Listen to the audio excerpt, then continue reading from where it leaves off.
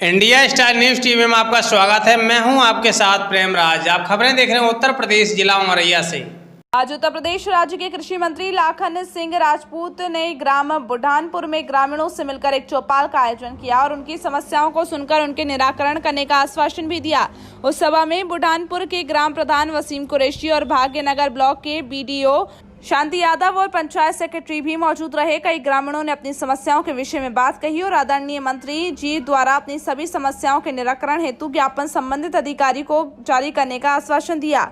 और गांव में रह रही एक वाल्मीकि समाज की बेटी जिसके पिता का नाम जगदीश और उस बेटी का नाम माला देवी है, जिसकी उम्र लगभग 23 वर्ष की थी, बीमारी के चलते निधन हो गया। उसके निधन पर आदरणीय राज्य मंत्री ने शोक व्यक्त किया। माननीय राज्य मंत्री लाखन सिंह राजपूत जी का आचरण, व्यवहार और वाणी हर किसी को भाता है। राज्य मंत्री कभी किसी से कोई भेदभाव नहीं करते और गरीबों के तो मसीहा हैं। अपने क्षेत्र में विकास के लिए मंत्री जी बहुत कुछ प्रयास करते हैं और आगे भी करेंगे, यही जनता उम्मीद कर रही है। देखिए, उत्तर प्रदेश सरकार और भारत सरकार का ये लक्ष्य है कि प्रत्येक गांव में एक चौपाल लगा के और किसानों की समस्या और वहाँ की जनता की समस्या का वहीं पर निस्तारण किया जाए। जी सर। उस लक्ष्य के तहत प्रत्येक ग्राम पंचायत में एक चौपाल लगा रहे हैं हम लोग, और ये उत्तर प्रदेश सरकार दरवाजे दरवाजे जाकर किसानों की समस्या हो या अन्य जनता की समस्या हो, उसको निस्तारण करने का काम वहीं पर स्पॉट पर करना चाहते हैं। किसी भी हमारे जनता के व्यक्ति को, किसी भी किसान बंधु को कहीं भटकने की आवश्यकता नहीं है, इसलिए ये चौपाल लगाई जा रही है। बहुत और अच्छा। मैंने अपने पूरे जो हमारा किसानों के बीच में हमारे मन की बात गई है, मैंने अपने मन की बात में सारे चीज़ उनके सामने रखी है और उस आधार पर उनके तहत जो सरकार की उपलब्धियां हैं वो पहुंच रही हैं। और उत्तर प्रदेश सरकार का प्रत्येक किसान की 2022 तक आमदनी दुगनी करने का लक्ष्य है। उसके तहत जो उपलब्धियां हैं धरातल पर पहुंची कि नहीं पहुंची, उसका भी कर रहे हैं और किसान को जागरूक करने का काम कर रहे हैं कि वो अपना स्वयं खेती तकनीकी के माध्यम से करें, जिससे उनकी आमदनी दुगनी हो। ठीक है सर।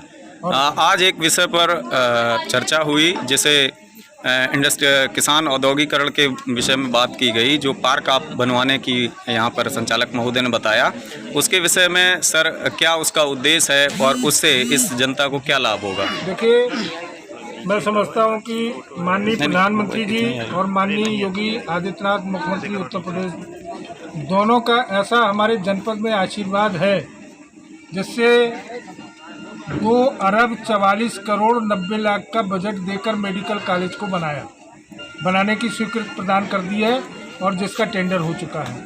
बस अड्डा दिया है। हमारे न्यायपालिका का भवन नहीं है। 1997 में हमारा सृजित हुआ जनपद, वो न्यायपालिका का भवन नहीं है। और यह कचहरी जो लोग जाते थे, मोटरसाइकिल खड़ी करने की जगह नहीं है।